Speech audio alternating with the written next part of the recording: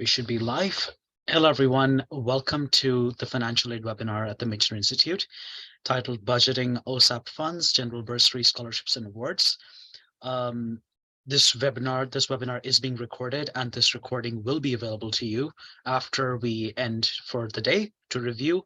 And should you have any questions, please feel free to use the Q&A function during the meeting to ask any and all questions. My name is Arjun Thapar. I'm the Records and Registration Officer at the Michener Institute, and we'd like to begin, as always, with the land acknowledgement. We acknowledge the sacred land where we are today, which has been and continues to be the traditional territory of the Huron-Wendat, the Seneca, and the Mississaugas of the Credit River, among many other unnamed and unrecognized Indigenous communities. At this location, we stand on land protected by the Dish with One Spoon Treaty between the Anishinaabe, Mississaugas, and the Haudenosaunee that bound them to share the territory and protect the land. We recognize this agreement not as a thing of the past, but as a promise today and into the future. We must share the responsibility of ensuring that the dish is never empty by taking care of the land and creatures we share it with and transforming our personal and institutional relationships.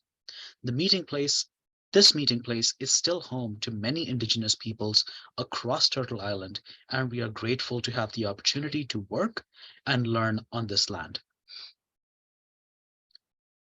Having said that, I'd like to introduce my fellow panelists, Rebecca, who is our Financial Aid Officer at the Michener Institute, and Lakshmi, the Associate Registrar at the Michener Institute. Thank you. Thank you, Arjun. Hi, everyone. My name is Rebecca, and I'm the Financial Aid Officer here at Michener Institute. Some of you might have chatted with me before in person or via email or Teams. Today, I'm going to talk about budgeting your OSAP funding. We'll also go over general bursary and scholarships and awards application.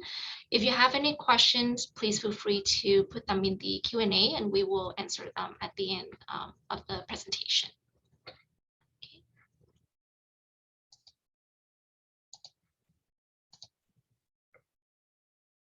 All right, so when exactly you receive your OSAP does depend slightly on your program. And all students will receive 2 disbursements. For most of the students, this disbursement will be in the fall and in the winter. We'll go over more detail about the disbursement in the next few slides. And the best way to keep on top of your projected disbursement dates and breakdowns is to view them on your OSAP portal. We recommend checking your OSAP portal at least once a week to keep on top of any messages that you might receive from the ministry or any changes in your file that could cause your funding to be reassessed. And being on top of your OSAP disbursements is the first step to be on top of your finances as a student, and is a great first step in the budgeting process. And this is an example of what you could receive. And of course, your OSAP funding will be calculated according to many different factors: your income, marital status, tuition amount, location in relation to your school. This all can have effect on your funding. And it's important to know that your OSAP disbursement is typically made up of 2 types of funding: loans and grants. Loans, which you must repay, and grant, which you do not have to repay if there's no changes in your study. And you have the options to only take the grant portion of your funding, meaning you will not have to pay any of your funding back. And this decision will have to depend on your personal financial situation and whether you can make ends meet without taking up the loan portion. If you need help making the decision, or you would like to take the loans after having previously decided not to, you can reach out to me and I will do my best to assist. Here is an example of very basic budget based on the funding we saw in the last slide. I've taken the total OSAP disbursement I'm going to receive as a MedLab U1 student, subtracted the amount which will be used to cover your tuition, and come up with the monthly amount that you will have based on your OSAP funding. Your monthly OSAP amount is combined as part of your income. Income sources could come from many different areas, such as saving, part-time job, child tax benefit, support payments. And the next step to create your budget is to list your monthly expenses. For many of you, this will include standard items like rent, food, cell phone bills, transportation, but this amount could also include things like pet-related expenses, medication, subscription services. It helps to be as realistic and inclusive as possible when drafting your monthly expenses, so you don't run into any surprises down the road. So even though it might hurt to realize that you spend $40 a month on different streaming services, you need to be realistic so that you can prioritize things. And as you can see, the above student is left with a deficit at the end, meaning that their monthly income is not enough to cover their monthly expenses. It's a common misunderstanding that OSAP covers your tuition and all your living expenses. But unfortunately, this is not the way that OSAP funding was originally designed. So many students are left with a funding deficit. And what can be done about this? So a simple example is looking at how much you spend on, let's say, coffee, or money that you spend take on food or take out per month. If you buy a cup of coffee 5 days a week, and let's say it costs you $4 per cup, in 1 week you will spend around $20 on coffee. That amount doesn't seem like a lot, but if you time that amount by 52 weeks, it will cost you around $1,040 per year. So if you're not a coffee drinker or tea drinker, you can calculate how much you spend on food when eating out or buying takeout. So designing a budget is about identifying priorities. After listing all your expenses, you can go through the list and see which expenses are a must and which are just nice to have.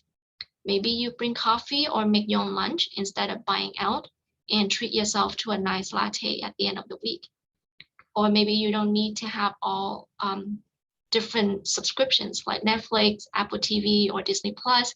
You can choose just one and cancel the others. So look at your budget realistically and determine where you can cut cost and what things are most important to you. So earlier in the presentation, I said I would talk a little bit more about in depth about disbursement. So it is important to note that most Michener students will receive 2 disbursements throughout their academic year, one in the fall and one in the winter.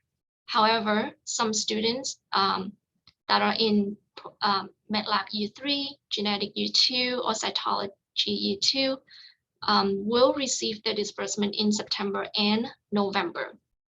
It's important for you to check your OSAP portal carefully and to stay on top of this as mentioned. It is also very important to remember that you will not receive funding equally by semester. Generally, 60% of your funding will be received in the fall and 40% will receive in the winter, meaning that this coming disbursement, you will receive less money.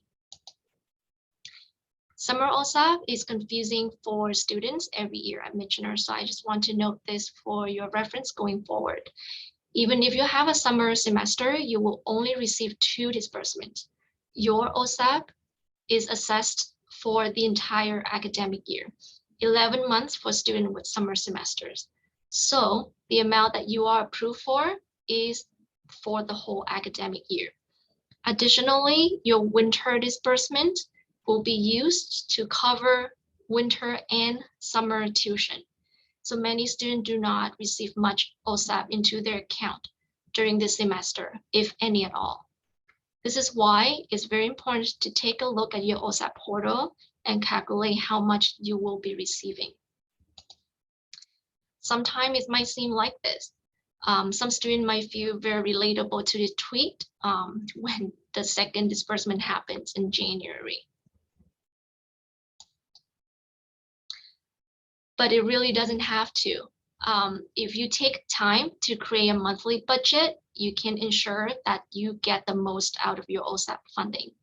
One tip that has worked for students in the past is to put all your OSAP funding into a saving account, then create an automatic monthly transfer based on your monthly budget. This helps you to control your funding and make sure that you don't overspend.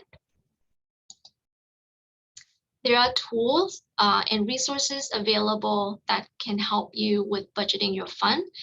The National Student Loan Services Center, NSLSC, offers great resources to help students manage their budget. We highly encourage you to visit the website and try out the budgeting tools. My colleague will post the link in the chat for you. In a situation where your monthly income from your OSAP or part-time job does not cover your expenses, you could attempt to tailor your monthly expenses to lower them. If this is not possible, there are options to receive more funding other than OSAP. Michener has a partnership through National Bank where a student can receive a line of credit with a very competitive rate. If you are interested, you can send us an email and we will connect you with a representative at National Bank.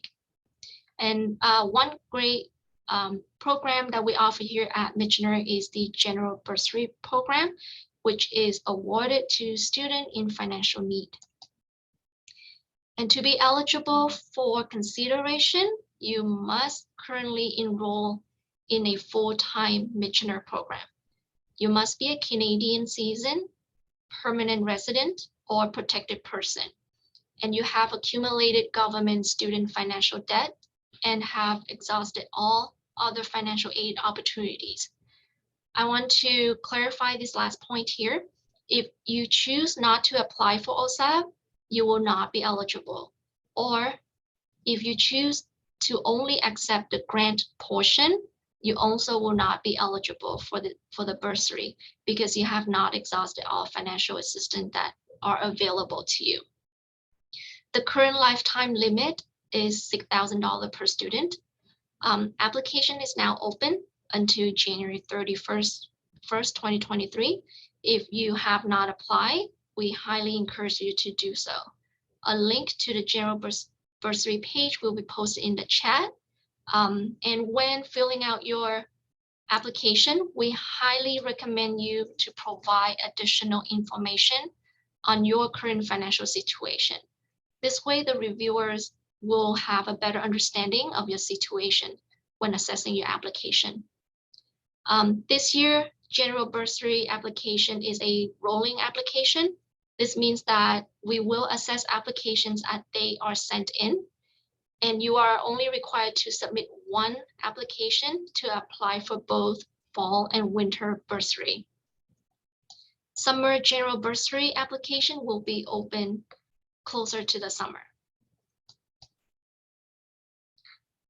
And students who are eligible for general bursary can receive up to $4,000 for both fall and winter semester. Bursary payment will be deposited to students' bank account directly. And if you qualify for less than $3,000, you will receive one lump sum payment. But if you are approved for $3,000 or more, the payment will be divided into 2 installments. And please note that applications submit this week and onward will be assessed and awarded in January. Okay, and another great program that we offer is the scholarships and awards. Michener offers many scholarships and awards to students yearly. They are funds donated by generous alumni, individual, or corporations to assist you with financial challenges. Donors have established general and discipline-specific scholarships and awards available to students. Most of the awards available to Michener students are granted by submitting an application, or others are granted by a nomination. When you visit the scholarship page on our website, you will see a table similar to this picture. As you can see, each award has specific requirements and the type of application. So here, as an example, for the Alpha Charitable Foundation Award, it's open to all students. The value of the award is $1,000, and there are 2 awards available. To apply for this award, you will need to submit an application. And for the Dorothy A. Hupt and Gamble Family Scholarship, is available to students who are in the final year. There are 2 scholarships of $5,000 available, and it is a nomination type. Nominations may be required by Michener faculty, clinical coordinators, or program chairs as specified in the individual scholarships and award description. Application will open sometimes next week, and we will notify our student via email when applications are open. And here is what you will see when you click on each award. You will find all the information regarding that award, such as the criteria, requirements, and the type of award.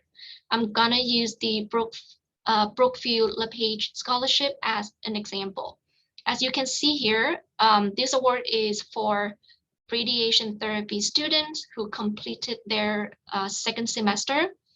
The first criteria is good academic standing. Second criteria is for a student who made significant contributions to the program, provided assistance to the faculty, and provided mentorships to peers. And the third criteria is exhibited excellence in his or her academic pursuits, combined with either leadership skill or community involvement.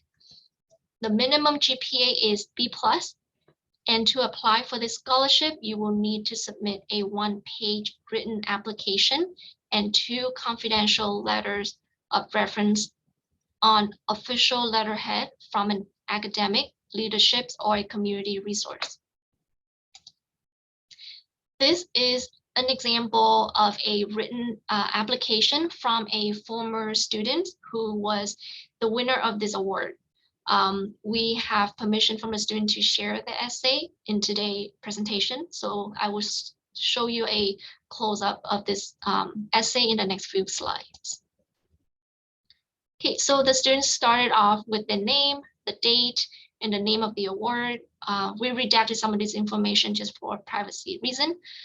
The first paragraph, the student introduced themselves and a short summary of why they would be a good candidate for this scholarship. The second paragraph here, the student states how they contributed to the program. They give a very specific example of their work, and they also provided information on their leadership skills and community involvement, which are the criteria that are listed under this award.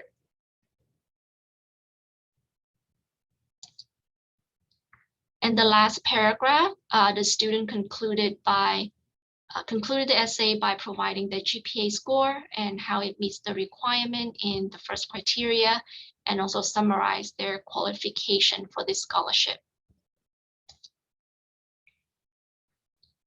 And these are some important points that to remember when applying for scholarships. It is very important to follow instructions and requirements that listed under each scholarship. Start your application early. Some scholarships require references.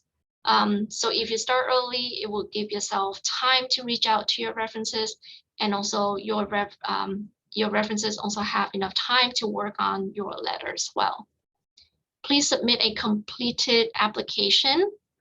And last but not least, please submit your application on time. Late applications will not be considered.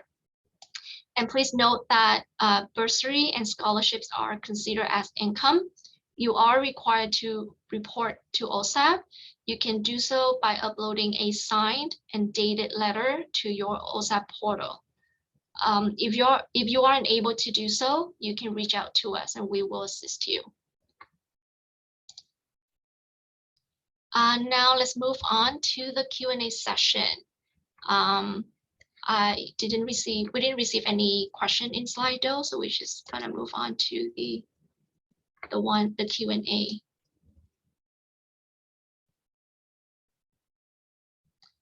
Okay, so the first question is, what are the advantages and disadvantages for using a line of credit with National Bank versus OSAP? Could we do both?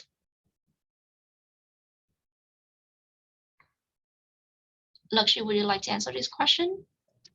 Sure. So OSAP is based on your assets and your income, and depending on your age, maybe your parents or a spouse. And then a loan with a national bank would be a loan. So essentially, if you were to take a loan with National Bank, you would need to start paying the interest on it as soon as you borrow from it. Whereas with OSAP, you would only start paying the interest once your program is finished or you've graduated. One of the other things to consider is you might need a parent or a guardian. Again, it depends on your age. Most of our students obviously are older than 18, but you might need someone to co-sign your application depending on your finances.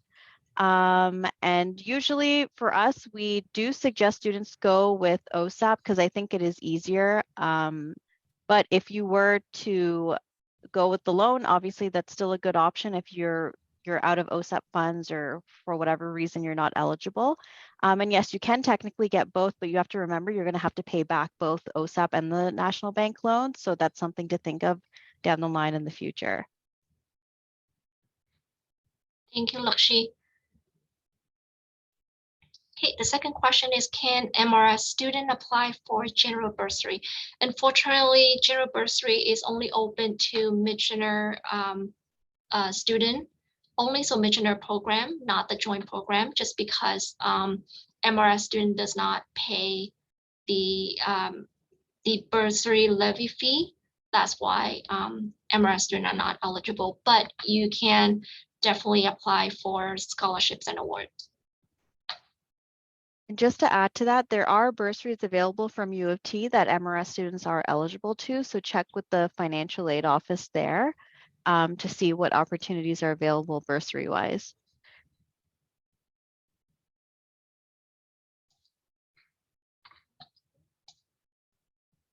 Let's give maybe another 20-30 seconds to see if we have enough. Oh, get one more question. Does the winter term tuition cover summer tuition for MRS? So for MRS student, you will need to contact U of T regarding your tuition, because U of T the one who handle all MRS student tuition, and we don't. So that's why we're not too sure how the tuition fee works. So definitely reach out to them.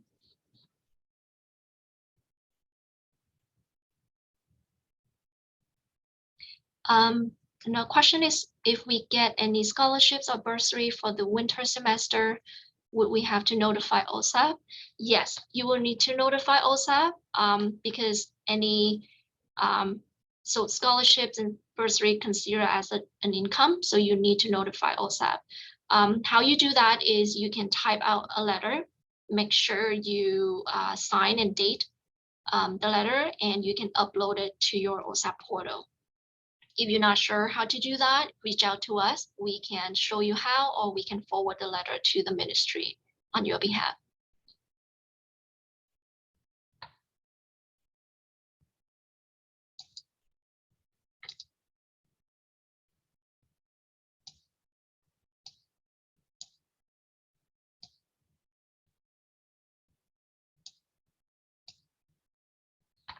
I'll give another 20 seconds to see if we get any more questions.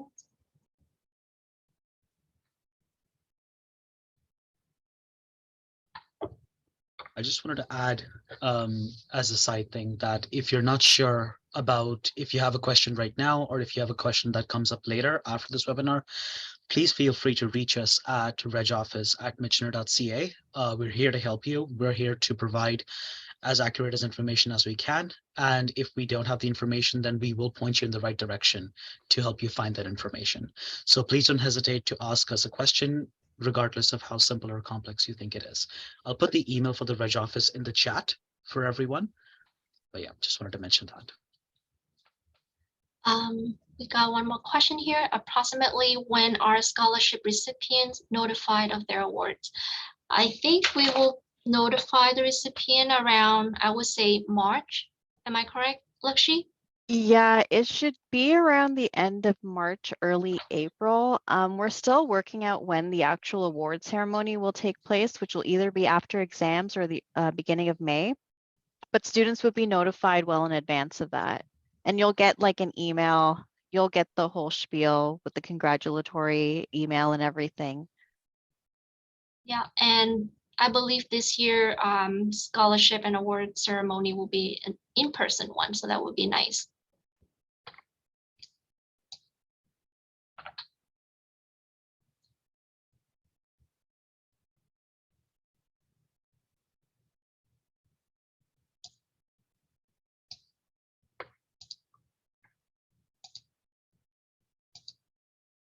Okay. Give it another 10 seconds to see if we get any more questions.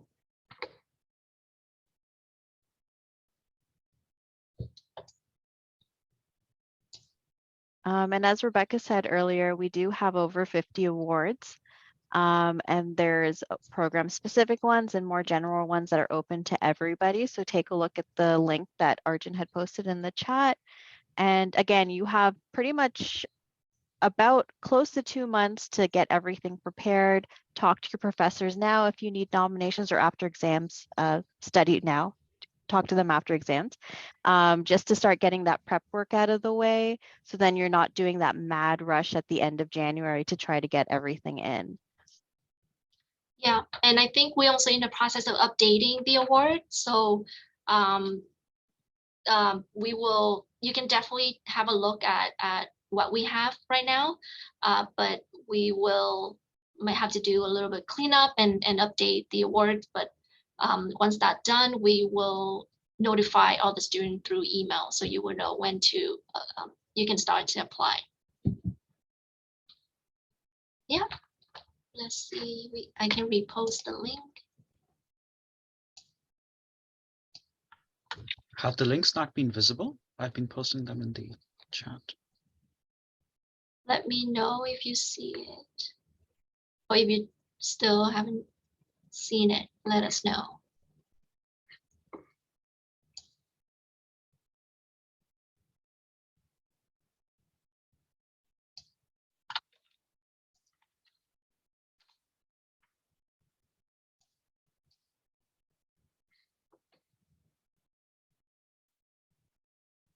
Oh,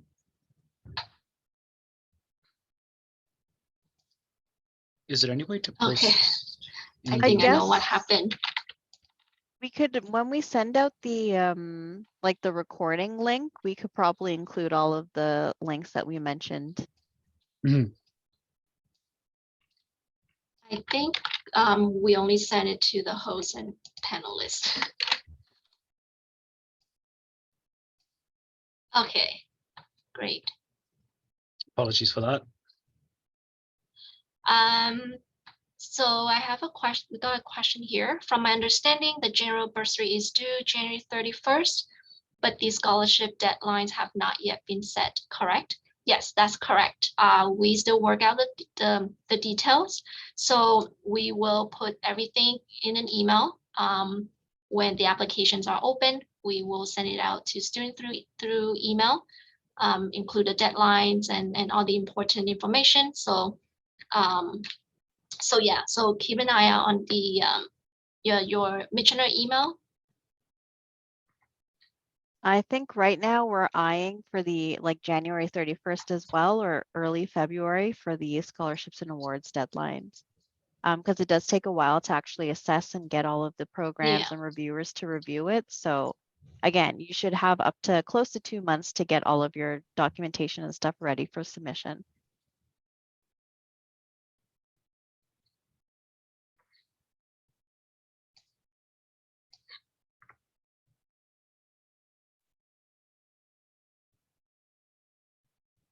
Okay.